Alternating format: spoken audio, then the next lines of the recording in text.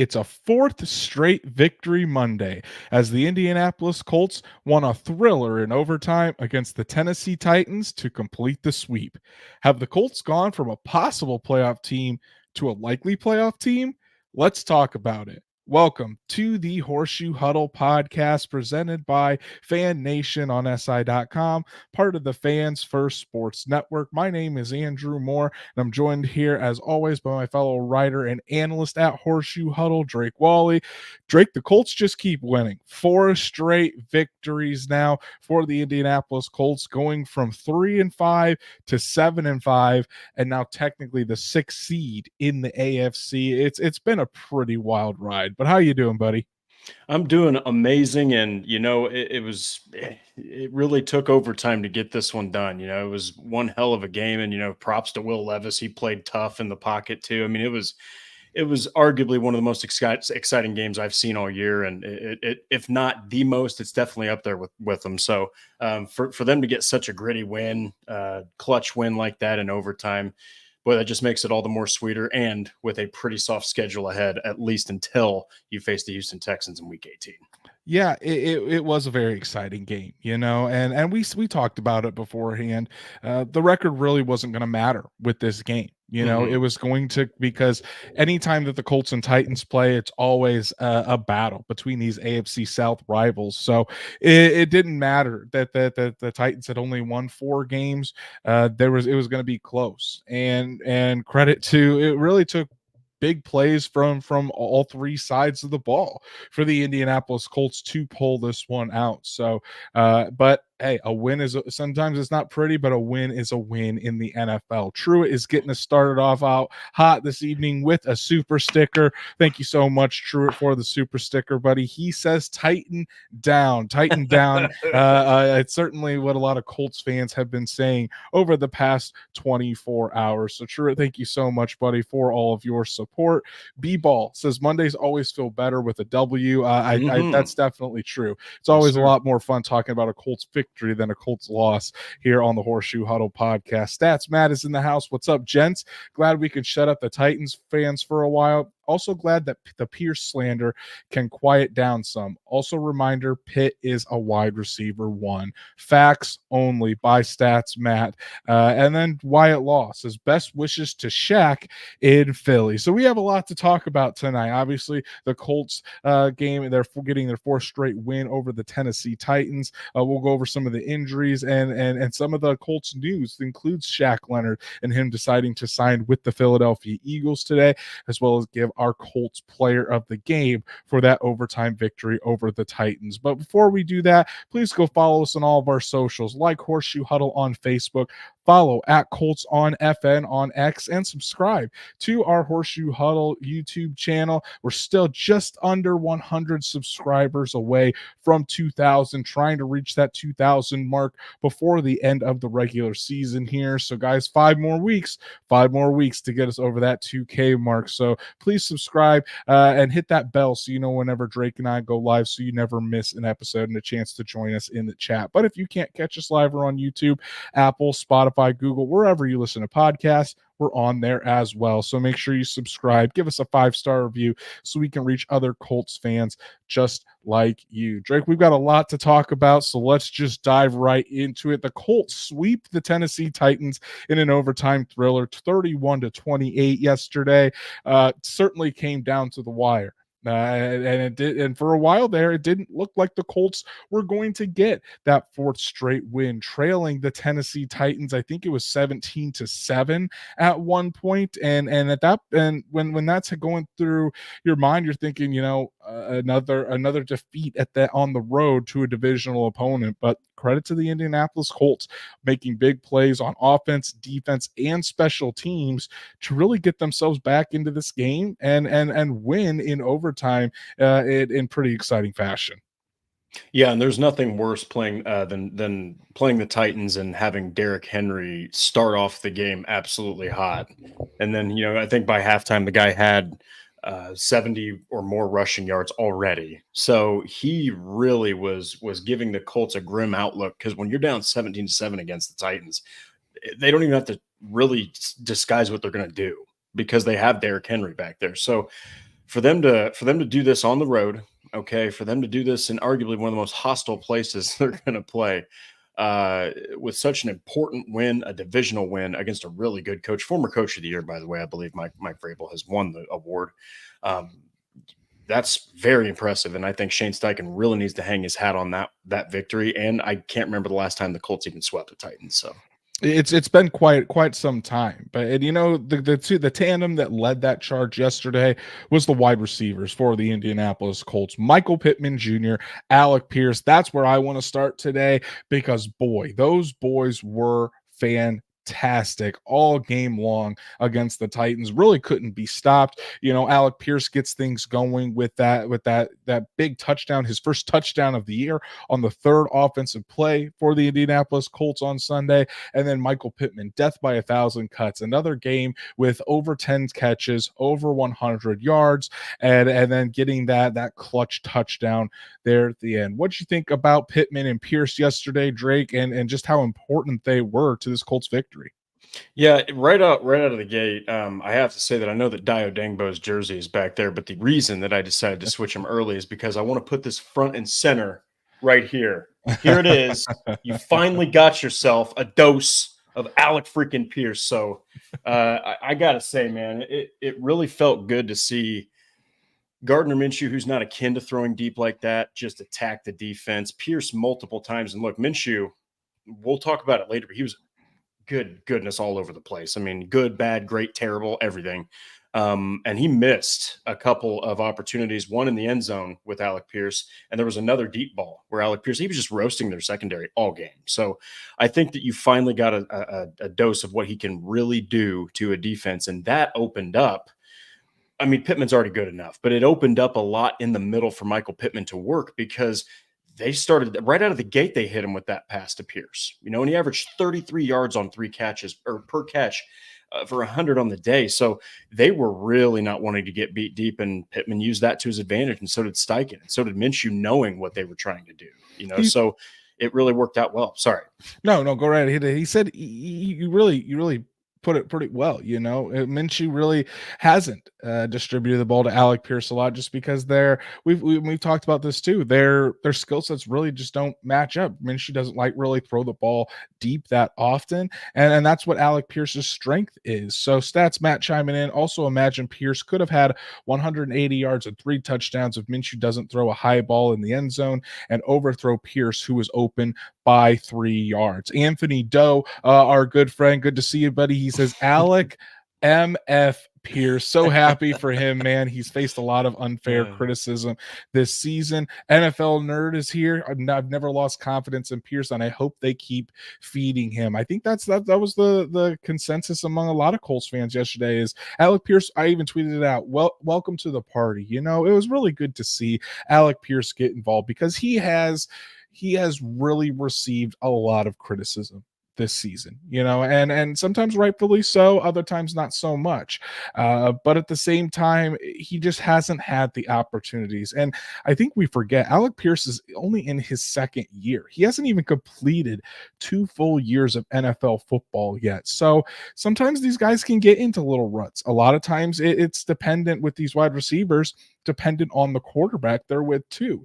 With Anthony Richardson, we thought it was a match made in heaven because Richardson was going to be able to sling that ball deep and really give it out to Alec Pierce. With Minshew, it's a little bit different style. It's more of take what the defense gives you, kind of dink and dunk it, and gradually take it down the field. But the way the Tennessee Titans were playing Alec Pierce yesterday and his ability to get by that defense and get to just break things deep, he did a really good job of taking advantage of the opportunities that were afforded to him. I want to shout out to my beautiful wife Danielle for her $5 super sticker tonight. Thank you so much for all of your support and keeping us real nice and going with these super chats this evening, and B-Ball giving her a shout out as well. She's enjoying some Christmas movies right now while we're watching or while we're talking Colts. So hopefully once she's getting this out of her system so we can watch the Monday Night Football later. That's what I'm hoping at least. But thank you so much for your support. But yeah, Drake, I mean, it was really good to see Alec Pierce out there and getting and just being able to really add to what this Colts offense can do. A lot of times they've been missing some of that explosive element in the passing game, and it was good to see Alec Pierce really bring that, and for the Colts to give him a shot, for Minshew to start looking his way, and giving him some opportunities to take advantage of that Titan secondary. Yes, and I love what you said about that it's his second year. It's not only that, but in his first year, he has a broken down Matt Ryan, he has Nick Foles and Sam Ellinger, and he has two different head coaches. Okay. I mean, there's just so much going on. This is almost like a restart for him, especially with a guy like Shane Steichen, who's got a far more complex offense than either one of those two. So I think that now you're dealing with all of a sudden your starting quarterback's gone, so there's just been constant change, kind of like with Pittman for Pierce. Now, is Pierce going to be as good as Pittman? I don't think so, but I do think that Alec Pierce's true skill sets are going to take time to mold. I really do, and I think that Steichen knows this. And maybe you just saw the corner turn in this game right here. Maybe you start to see more consistent shots downfield, because boy, it really puts pressure on a defense when you hit just one or two of those deep balls. Man, it really throws a lot of wrenches into what they can do, because that just opens up a lot of things underneath as well.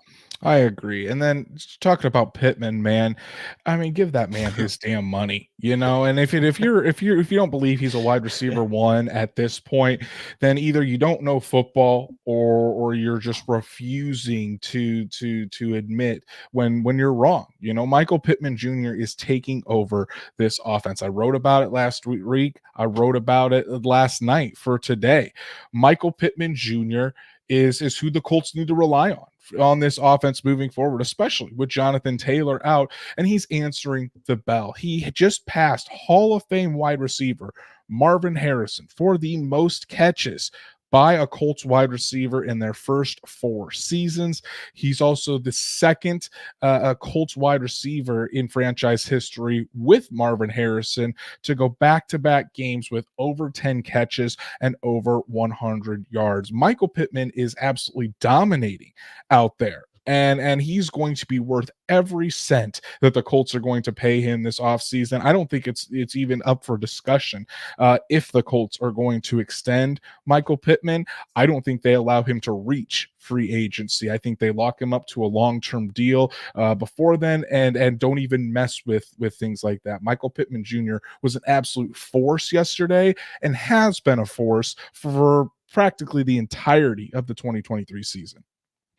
In regards to Michael Pittman Jr., so the wide receiver one talk, I am going to throw some stats out there along with some other names among the league leaders in receiving, and we'll see who he stacks up against. So receptions, he's got 87 on the year. He is 4th in the NFL behind Keenan Allen, Tyreek Hill, CeeDee Lamb, in front of Amon-Ra St. Brown, Stephon Diggs, and A.J. Brown. On targets, even better, he is tied for second with Tyreek Hill in the NFL with 127. He's only 11 behind the leader, Keenan Allen.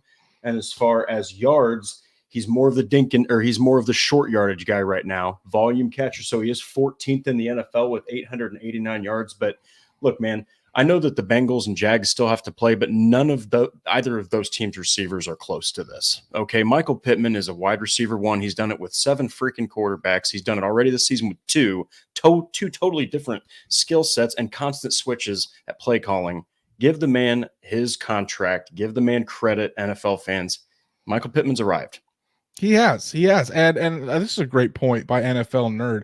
How about MPJ in overtime this season? Electric. I mean, that's a great point. You think of the overtime, the games against the Baltimore Ravens, where Michael Pittman made that tremendous catch with a guy's hand inside of his helmet that really set up the Colts with great field position. And then yesterday, I know he made a phenomenal move to get open, and it was just an easy pitching catch to Gardner Minshew after that to get that touchdown. Just the little things that Michael Pittman Jr. has done, continue working at his craft. And whether it is, I know, like you said, Drake, he's more of the volume catcher. They've really been focusing on getting the ball to Michael Pittman in short yardage situations to kind of move the chains. But that's just because the Colts ask him to do that. That doesn't mean he can't catch a deep ball. We've seen multiple times where you throw it up there deep for Michael Pittman, he's pretty much going to sky over everybody to grab that touchdown. So, I mean, he's turning into what we thought he could in the Shane Steichen offense, a dominant wide receiver one. He's really taken over that AJ Brown role within this Shane Steichen offense that we saw last year, getting those volume catches. He hasn't been used deep as much, but I think if we're having Anthony Richardson and their quarterback, you see deeper throws to Michael Pittman Jr. They're still just trying to tailor things to Minshew and what Minshew does well, and I understand that. So that has a little bit to do with it. But again, Michael Pittman is coming up clutch whenever his name is called. You can't really think of any egregious drops that Pittman has had this year. He just does, as stats Matt, I know he said this earlier in the chat, he just does everything well right here. Pittman is just so reliable. You can't discount that aspect. Might not have the yards per catch some big names have, but you know you can rely on him. He deserves everything he gets. And I would agree, stats man. I mean, if you're still a Michael Pittman, or you're still hating on what Michael Pittman does, not only for this team, but his talents as a wide receiver, I think you just don't want to be proved wrong. You know, at this point, it's a foregone conclusion that Michael Pittman is going to be the number one wide receiver for the Colts for a long time, and I'm perfectly happy with that. Yeah, no, just hey, listen, 87 catches on the season. Then you've got Josh Downs second with 51, and then it is a distant third with Alec Pierce with 25, and then Kylan Granson with 20. Mm-hmm. So I mean, this is a guy who doesn't just dominate, but again, we talked about it before. When you play the Colts, you don't not game plan for Michael Pittman Jr. You do everything you can to remove him, and all he does is just still go out there and make a ridiculous amount of catches and plays. So give him credit. He's making it work, and it doesn't matter who the hell you throw at him. And I would say his leadership has really gone up as well too. I mean, you see it within that group, and you see it within that locker room. Guys gravitate to Michael Pittman Jr. We have another super chat this evening from Joe Denham. What's up, Joe? Really appreciate all of your support, and glad you're able to catch us again live here and join us in the chat. Joe says, "What's up, guys? What game are you most excited for the rest of the way?" Drake, I'm gonna let you go here first. The Colts, the remaining 5 opponents for the Colts are at Cincinnati, then home against the Steelers, then at the Falcons on Christmas Eve, then home against the Las Vegas Raiders on New Year's Eve, and then the Week 18 matchup with the Houston Texans. So which game are you most excited for? I'm really excited for the Pittsburgh Steelers game because I know that I was really against them winning that just because of history. And how dare I? What disrespect to Shane Steichen? I didn't give him any respect in this. That's the game I'm excited for because I think they've got one hell of an opportunity to break that 8. I think it's an 8-game losing streak in a row, and I think Shane Steichen's going to finally get the Colts over Mike Tomlin.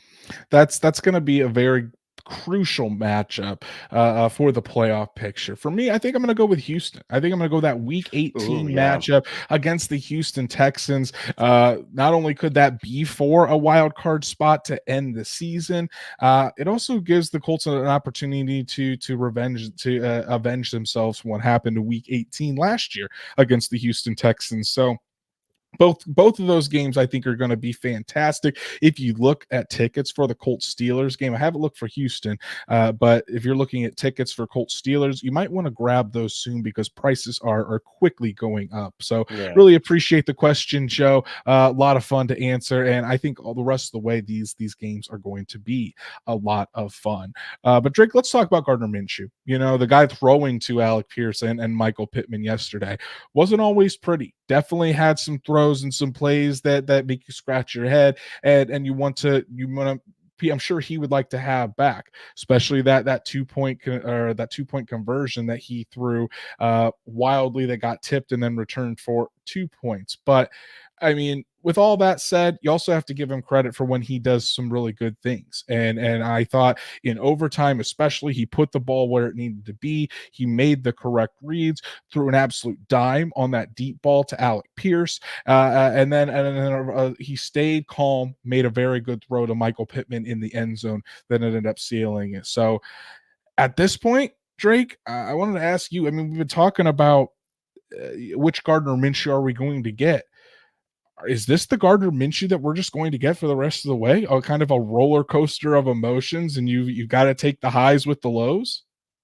I think so because he's a backup quarterback at the end of the day. I mean, he's high end, but man, he's a backup QB, and you're just not going to get consistent play from a backup quarterback. I mean, uh, even some of the best you can think of. The first one that sticks out to me is Ryan Fitzpatrick, explosive as hell, could also throw 4 interceptions in a game. I mean, he was the definition of fire and ice. So I think that Minshew, though, the one thing you got to really hold on to if you're a Colts fan out there, he knows this offense and he knows it better than anyone on that roster.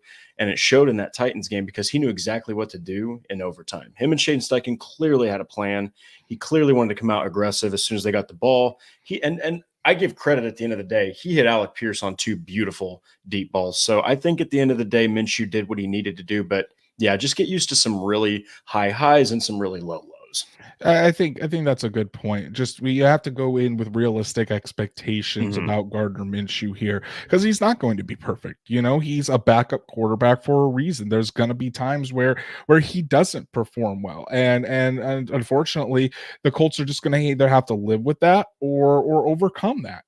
So again, you're probably not going to win very many games because of Gardner Minshew, but you can win games with Gardner Minshew, and I think the Colts have really done a good job of doing that so far. Obviously, 4 wins in a row with Minshew under center there, and Shane Steichen, I think, deserves a lot of credit too for putting Gardner Minshew in spots that he can easily succeed.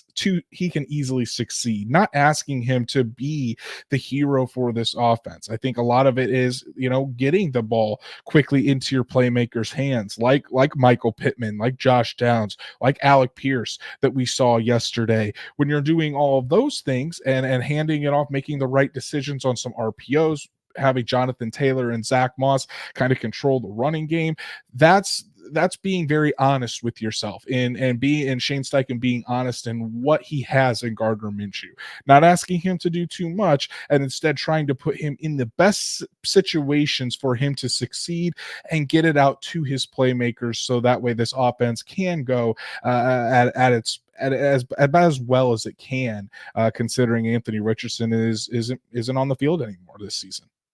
And it's incredibly important to know your quarterback's limitations and his floor. And I'm telling you, Shane Steichen is not going to put, unless you have no other choice, he's not going to put too much on Gardner Minshew's plate that he doesn't feel like he can handle.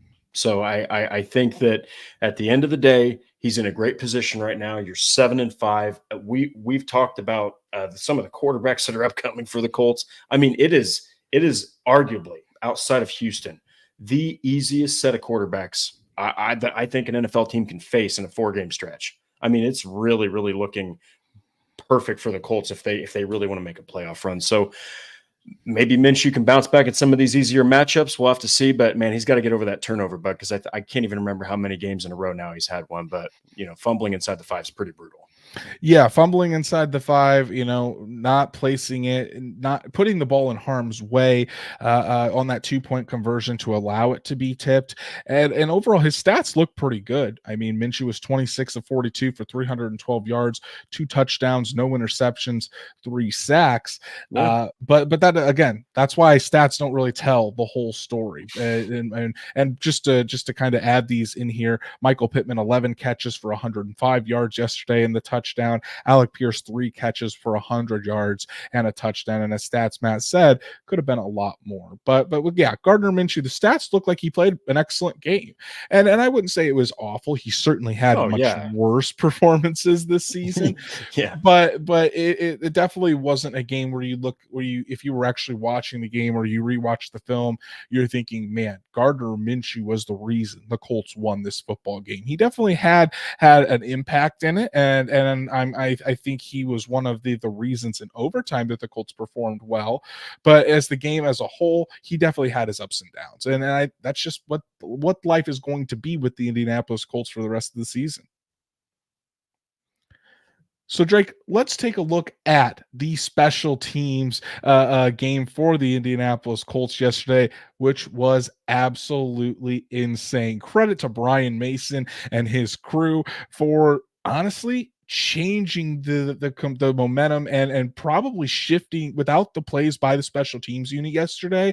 I don't think the Colts win this football game. I really don't. They completely changed the momentum and the trajectory of this game. Starting out with the man with the beautiful mane. I saw a comment earlier in the show, and I want to try to find it here and highlight it about Grant Stewart. I know Patrick Rye is watching us tonight. Patrick's favorite player in Grant Stewart, but I saw a comment that said Grant Stewart is going to be getting a Head and Shoulders commercial, guaranteed. But what a game by this unit. So we'll start out with that. Grant Stewart returning the fumble for a touchdown, or the blocked punt for a touchdown. And you know who blocked that punt? Nick Cross. So Nick Cross got plenty of defensive snaps yesterday, but he got that very important blocked punt to kick things off, and Stewart was there to take it in for a touchdown. Drake, what was your reaction to that play and really just the special teams play as a whole from the Colts yesterday?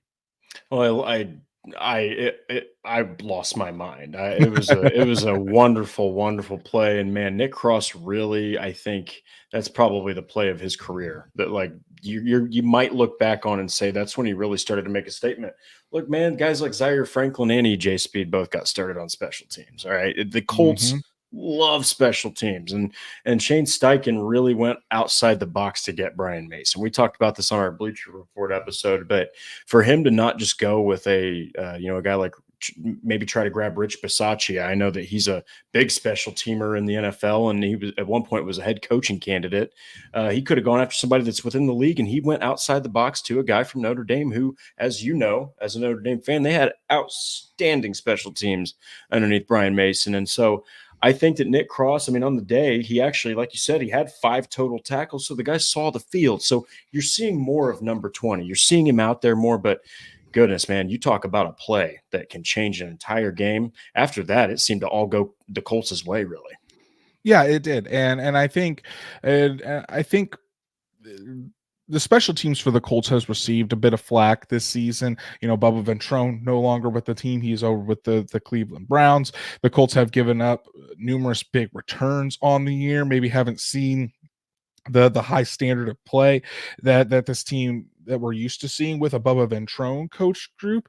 But again, Brian Mason, first year as a special teams coordinator in the NFL. You had to give him time to kind of put his spin on things, kind of get his feet wet as well. And I love, and while we all know Shane Steichen isn't going to dive too much into scheme, he did reveal a little bit that the Colts saw some things on tape that they thought they could take advantage of in the punt game. You know, and as far as going after the punt, and sure enough, with Brian Mason noticed that, he got the guys coached up well, and it started with the Nick Cross block punt that Grant Stewart returned for a touchdown, and then I think it was the very next punt. You know, Tony Brown, for all the flack that Tony Brown received at the cornerback position this year, comes off the edge from his gunner spot, gets to Ryan Stonehouse before he's even able to punt the ball. It looked like a block punt. Turns out it was a forced fumble by Tony Brown. That's how quick Brown got to Stonehouse, that it ended up being a fumble because he wasn't able to even get the ball punted away. Picked up by Saguna Luby, who takes it and gets the Colts well into scoring range, where they're able to get another field goal. So again, just multiple punts, and after what happened yesterday with everything, the two messed up punts that the Colts forced, a missed extra point by Nick Folk. The Titans fired their special teams coordinator today. So pretty insane how dominant the Colts were on special teams. And I'm going to give a shout out to Isaiah McKenzie for a couple of really nice returns as well, friend of the show. And you know what, that very well could be the difference in winning in that game yesterday. You know, we obviously, the Pierces, the Pittmans, they get recognized as being the ones that really sealed the game, and rightfully so. But those special teams plays, Drake, that was, in my opinion, the turning point in this game, where the Colts started to believe, you know what, we can actually do this thing, and we can come back and win this football game.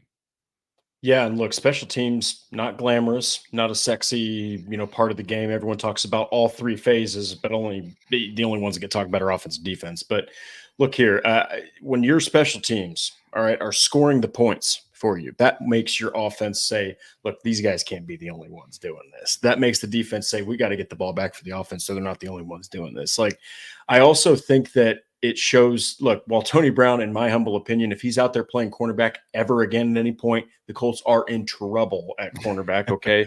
Got to be honest, in the NFL, it's a tough league. But look, Tony Brown, I would put him up there with some of the best gunners in the league. This guy is a lightning bolt of quickness. That's something that I know everyone talks about him falling on his butt against the Saints and Rashid Shaheed killing him. But look, he is just frighteningly quick. Okay. So when it was incredibly like well schemed out, where as soon as that ball was like mid snap, Brown was already in full sprint and there was nothing Stonehouse could do.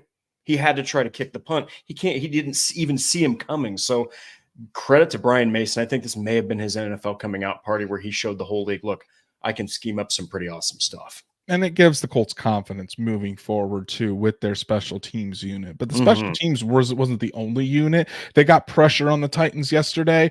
The Colts pass rush, Drake, Samson Ebukam, Kwity Paye, quietly one of the best pass rushing duos in the NFL. I think they're encroaching that top 10 of pass rushing duos. 2 sacks by Samson Ebukam yesterday, 2 sacks by Kwity Paye. So I think Ebukam has 8 on the season. Kwity Paye now at 7.5, both career highs for those guys. They made Will Levis's life a living hell yesterday, and it's really cool to see this tandem coming together, because we can talk about it all we want, how we think Kwity Paye is going to have a breakout third season. We think Samson Ebukam is going to thrive in this starter role now that he's getting more snaps. It's all fun to talk about it, but we actually need to see it on the field. And those guys, especially the second half of the 2023 season, those guys are becoming a problem for opposing offensive linemen. Yeah, and this team's averaging 3.5 sacks a game. All right, that's a lot of pressure. And so Levis, he's a catch-22 because he's tougher than hell, and he'll stand in that pocket and take the blows. But that also works against him. And so I 6 sacks on the day. Look, man, I think Ebukam's season high before this was like 5.5 or something. Okay, he's on his way to 10 plus, which I think the great Andrew Moore called before the season even started. And then you've got Kwity Paye over here, who's got 7.5. Dio Dengbo right behind me. How you doing? 6.5 sacks. DeForest Buckner, 5.5. And then Tyquan Lewis with 3, Taven Bryan with 2, Jake Martin with 2. You've got depth sacks too. So I'm telling you, this defensive front is humming, and they're getting back, arguably, one of the most disruptive run defenders in the entire league on the interior. Okay, so you talk about getting Grover Stewart back at the right time. This is the right time to get him back, is in the middle of playing like this. Exactly. And stats, Matt, read my mind. Levis held the ball for almost 3 seconds, a drop back. That's not great, but good for a pass rush. And Will Levis did hold on to that football quite a bit. You called it. Correct. Yeah. I said, if you keep tight pressure, Levis loves to hold on to the ball. So there's going to be opportunities to get sacks. And that's exactly what happened there. Samson Ebukam and Kwity Paye really took advantage of that. Both forced fumbles yesterday. When I take a quick look at the stats here, I think it was, let me see. I think Pittman, Kwity Paye forced 1, Samson Ebukam forced another, if I have that correct. But again, just really solid football out of these guys, and it's becoming noticeable. I think both of those guys are now in the top 20 in the NFL in terms of sacks, with 8 and 7.5, both career highs for those guys. It's really good to see, and I think altogether as a team, you mentioned the other guys that it's not just those two, it's multiple guys with Odengbo, Buckner, Tyquan Lewis, who had a hell of a game yesterday. Colts have 42 sacks total on the season.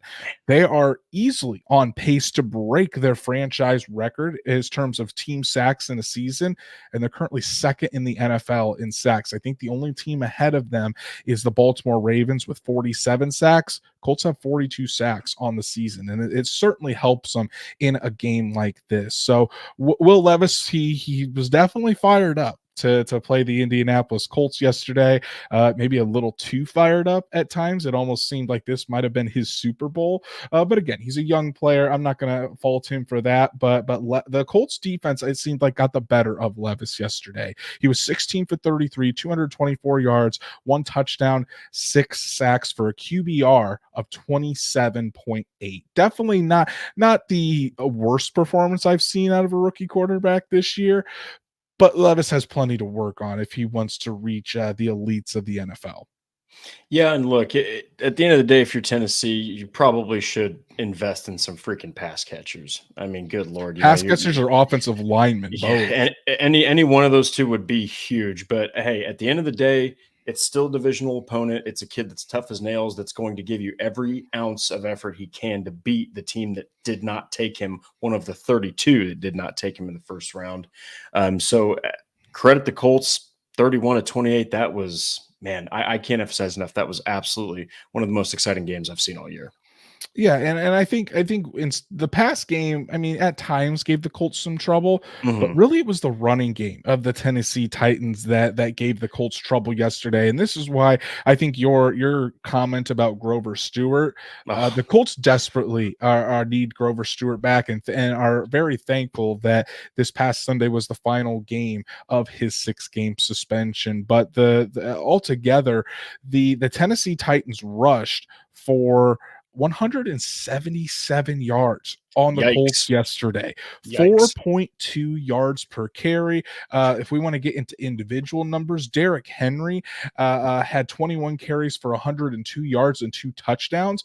Most of that was in the first half alone because he had to leave the game. It was in concussion protocol and missed most of the second half. But it seemed like the Titans didn't really skip a beat because Tajay Spears came in, a guy that I really liked in this draft cycle out of Tulane, 16 carries for 75 yards yesterday. Both guys close to 5 yards per carry.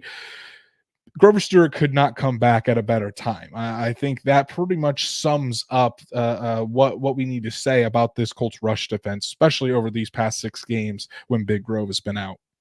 Yeah, and the game that really stuck out to me, Andrew, was against the Tampa Bay Buccaneers. Rashad White, 3.3 yards a carry coming into that game, even with Grover Stewart out. I'm thinking they got this, okay? Mm-hmm. And he had his season best, okay? I mean, he 15 carries, 100 yards. That's just not acceptable. And so I was nerve-wracked going into this game. I'm like, now you're dealing with a guy who moves at a 4.5, a second 40-yard dash speed, and he's as big as some of these defensive tackles. So, you know what? I'll be honest. If Henry doesn't get hurt, he had a lot of momentum, man. I mean, he had a lot of momentum. But give Tajay Spears credit. 16 carries, 75 yards. Each one of these guys almost had over 100. Or Henry had 102, but I mean, Spears almost had 100 yards as well. He was just one big run from doing that. So they really didn't miss a beat. And give credit again to those two because it's a bad offensive line, no real passing threat, and the Colts had Levis bottled up. So I think, though, that like you said, a lot of those runs weirdly went to the outside. Maybe it's because they felt like Indy had a strategy to stop the interior runs, because there was a lot of those outside runs where it was just Henry and a defensive back or Spears and a defensive back. So look for the Colts to not only thank the football gods above that Grover Stewart's returning. I think someone said they need to roll out the red carpet for Big Grove's return. But look for these linebackers and these defensive backs to work on open field tackling, because while Joe Mixon's not some kind of massive running back threat, he does have the skills to make you miss an open space and could take it to the house with his speed. That's an area I noticed yesterday that the Colts really struggled with, and they have struggled pretty much. I mean, not to an extent where it's their biggest issue on defense, but it's definitely an alarming issue. Is missed tackles. The Colts have just point blank missed way too many tackles this season on defense, and that's something they need to shore up. But I mean, Grover Stewart, I think definitely the suspension didn't hurt him as far as next contract is concerned. Probably earned him a few extra dollars, just his worth on this defensive line. And I think the Colts probably in the offseason need to look at drafting or bringing in another run-stopping defensive tackle, because outside of Grover Stewart, it's not good depth behind there as far as being able to stop the run. And we've seen that. We saw that up close and personal over these past 6 games. So it'll be nice to have Grover Stewart back this Sunday. But 4 straight wins for the Indianapolis Colts, Drake. And like I said in the opener, it's becoming more likely now that the Colts might make the playoffs. You know, they've gone from a possible playoff team. Are they now, do you think, a likely playoff team this season with 5 games remaining? I was actually really quick. Okay, yeah. So here are the quarterbacks that the Indianapolis Colts are going to be facing. More than likely, anything could happen. Joe Browning, not Joe Burrow. All right, I think it's Joe Browning is the backup. Then you've got Jake Browning? Jake Browning, my apologies. And then is Pickett? He's out for Pickett just had ankle surgery today, okay, so it's he Mitch is, Trubisky. and I think he got placed on IR. So he will, and that could be wrong. Stats, Matt, if that's wrong, call me out. But it does. I can almost guarantee the Colts will be facing Mitch Trubisky when they play the Steelers, not Kenny Pickett. So listen to this. You've got Jake Browning. You've got Mitch Trubisky. You have Desmond Ridder, who, no offense, Taylor Heineke's more of a threat to the Indianapolis Colts than Desmond Ridder is. Taylor Heineke beat the Colts last season with the Commanders. He did. And then you've got Aiden O'Connell, who is a rookie who's probably not a long-term starter. Then, of course, which is the game that is the unicorn, which I truly think, again, whoever loses this game is out of the playoffs. Then you've got C.J. Stroud, a rookie quarterback who, albeit playing on a torrid level, is still your biggest competition. They have a smorgasbord of goodness ahead of them. If they are going to make a playoff push and they're getting back one of their best defensive players against these next 4 quarterbacks, all of them are backup level. I mean, they have a golden opportunity to walk into that Houston game with an 8-game win streak. Okay, they have a golden opportunity. I still think they drop one of these just because they have a backup quarterback, but we'll see. They've just got a great chance though to really finish strong here. Any team can win on any given Sunday That's in right. the NFL. So none of these games are locks. You know, the Colts have to go on the road to Cincinnati, on the road to Atlanta. And Atlanta, it's not like they're going to throw in the towel. They're currently, I think, 6-6 and leading the NFC South. They're going to be playing to secure up the division there. The Raiders under Antonio Pierce, while they might not seem formidable, that team plays hard. Houston is always going to be a tough match. I don't care if the Colts beat him by 11 last time. CJ Stroud has gotten much better than that first matchup, and the Colts don't have Anthony Richardson, who dominated in the first quarter and a half against the Texans. So you throw all that together. Pittsburgh's always hard to play. Cincinnati still has weapons on the outside, even though Joe Burrow isn't there. None of these games are going to be easy. The Colts still need to go out there, execute, and take care of business, regardless of who is out there playing quarterback. But what the Colts can ask for, though, is they control their own destiny, and they seem to be getting healthier at this point as well. Yes, Braden Smith went down yesterday, so that's up in the air. But again, I thought Blake Freeland has continued to progress throughout the season, played well yesterday in Braden Smith's stead. Grover Stewart coming back. It seems like Juju Brents, while he hasn't practiced yet, the sense coming out of the Colts building is that he's very close to practicing. So Juju Brents could be coming back anytime now. Jonathan Taylor, yes, is on the mend, but you know, he might still be able to come back for those final few games of the season and give the Colts a boost. So in my opinion, if I had to say right now, and I had to put money on yes or no, do the Colts make the playoffs? Realistically, I'm going to go yes. I'm going to go yes at this point. It's not a guarantee, but I really feel good about where this team is right now and their focus, not only on just the playoffs ahead, but going each individual opponent. I've completely bought into what Shane Steichen is doing with this team, and I feel like the players have as well. So these final 5 weeks of the season, Colts fans, buckle up because it's going to be a lot of fun. It's probably not going to be a sweep. I don't see the Colts sweeping all 5 of these games. There's gonna be a game or even 2 where the Colts kind of fall short and take the L. But man, with how close everything is and the opportunity ahead of them, I'm gonna go out on a limb and I'm gonna say that I'm gonna make the prediction that the Colts do make the playoffs. So it's gonna be a lot of fun over these next 5 weeks, and we're gonna be here for every second of it. So Drake, let's talk about the Colts injury report and clear up some injury news from yesterday. I already kind of talked about the guys that missed.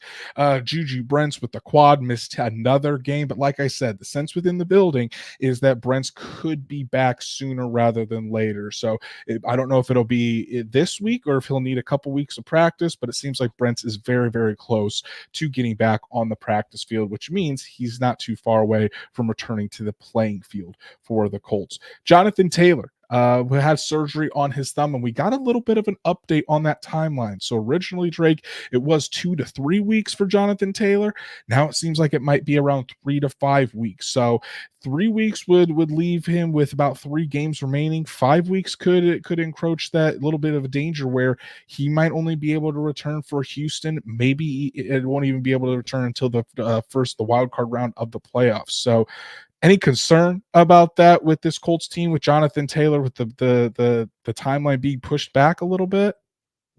Yeah, I think the concern is if they really get into the thick of, I think, in 3 weeks, and they have a situation where they really have to win all those games. They don't have Taylor. You want to have all those playmakers, but I'm also not as concerned because it might sound cliche, but man, Shane Steichen has been able to use Zach Moss well. I know in this last game he hit a wall, but they still won the game. All right. And Moss is going to have better outings than he did against Tennessee. Tennessee's got a good and talented defensive front. Even without Jeffrey Simmons, they had Tyre Tart back there. He's one of the best. He's basically Tennessee's Grover Stewart. Okay. He is. So they had weapons taking Zach Moss out of his groove in that game. I think that he can bounce back, and I'm just not as concerned as I would be with most teams in most situations.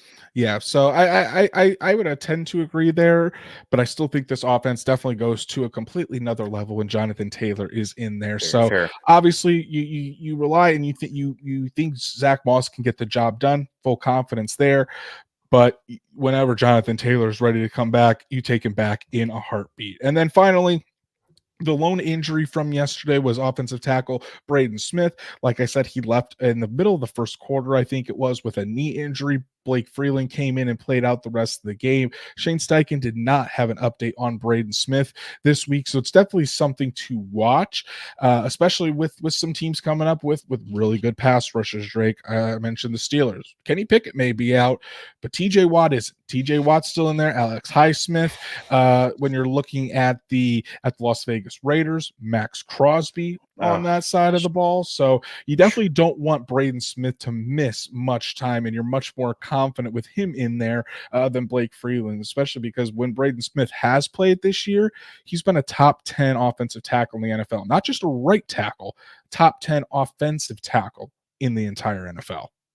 I swear to God, Blake Freeland's going to turn into an all-pro. The way that he's been thrust into all that's a bold prediction, man. It's a joke, but like just the competition this guy as a fourth rounder's had to face. He might have to face TJ Watt. Who's I'm blanking right now. It's Hendrickson from the Bengals. Trey Hendrickson is on the Bengals, so that's obviously going to be a matchup. I think unless he's out for the year, I thought there was something about him being out for the year. I know Stats Matt said, okay, Stats Matt just chimed in. Could have Hendrickson and TJ Watt, and still got to face DJ Reader and Cam Hayward. So a lot of good defensive linemen on the docket for the Colts over these next 5 weeks. Basically, you're hoping Braden Smith can play. Look, Blake Freeland has filled in admirably. I think that this is going to turn him into perhaps a better prospect than the Colts even thought. But, man, you really want that run blocking prowess. I mean, Braden Smith, he's a good pass blocker, but holy cow, that dude can really lay the lumber in the ground game. So you hope that he's going to get healthy, and you hope that knee injury isn't anything more than just maybe a little tweak. You like that Blake Freeland had his opportunity this season to get some of those reps. That's going to help down the line. But last month of the season, when the Colts are in the middle of a playoff battle to get into the playoffs, you need your best players out there. Yes. So that's why you want Braden Smith back as quickly as possible. Let's go to the latest Colts news and rumors. There's just a couple of things that happened over the past few days, and one that actually happened this afternoon, and it deals with former Colts linebacker Shaquille Leonard. We told you we'd follow this story until Shaq found his new team, and he did today. Shaq Leonard came to terms on a 1-year deal with the Philadelphia Eagles. So Shaq Leonard reunites with former Colts offensive coordinator Nick Sirianni. I think there's still some former Colts coaches on that Eagles staff with Sirianni as well. And honestly, in my opinion, that's the best place for him. I think we even said last week that whether it was the Cowboys or the Eagles, that the Eagles was probably the best fit for Shaq Leonard. They've had some issues at linebacker. There's a really stout defensive line in front of them, so hopefully that could help him out as well. But really, above all else, for my personal opinion, I really hope that Shaq Leonard goes to Philadelphia, really knocks it out of the park, and who knows, if the Eagles end up winning the Super Bowl, the Maniac gets a ring. Yeah, and look, okay, at the end of the day, all that matters is that he found the perfect spot. And you're talking about a guy who he knows very well, who is now the leader of all the coaches. He's overseeing everything. And Nick Sirianni is a coach of the year candidate. Okay. Like even after this brutal loss to the 49ers, all right, regardless of what people think about Philly's OC, I mean, I think that Shaq Leonard could provide a spark because, like you said, their linebackers are really hurting right now. I think that they're hurting in efficiency, and I think that Leonard is going to see this as an opportunity to show. I hate to say it, but he's going to see this fully as an opportunity to show not just the Colts, but the rest of the NFL that didn't pick him up. That look, I'm still here to play. I can still get to the Pro Bowl. I can still play at a high level, and I'm going to prove the Colts wrong that I wasn't used more. But at the end of the day, man, you're just happy to see them go to a title contender and they could still win the Super Bowl. Yeah, that's definitely his mentality. We'll have to see if Shaq can go and have success there, because I mean, just because he left the Colts doesn't wipe away what we saw on film over the first half of the season. That's He also true. Definitely wasn't the Shaq Leonard of old, but you hope he can be put in positions to succeed and play well with the Philadelphia Eagles.